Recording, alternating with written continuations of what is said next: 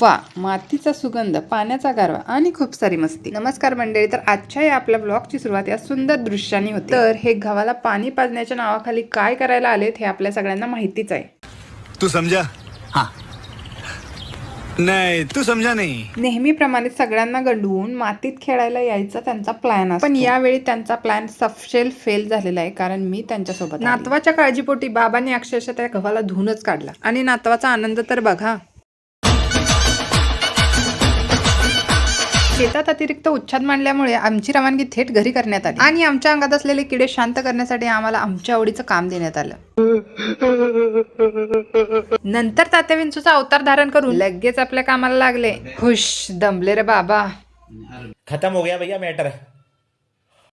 रुको जरा, सबर करो. काम संपलंय असं वाटतच होतं. तेवढ्यात ही तारा आणि सिताराची जोडी बोलली.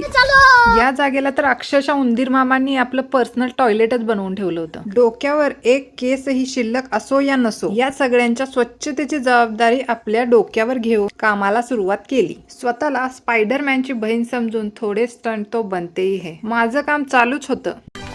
मालिक, वो देखो. आमच्या मालकीनबाईंची एंट्री इथं झाली आणि त्या तिथून निघताना घरातलं सगळ्यात जोखमीचं काम माझ्या हाती सोपवून गेल्या.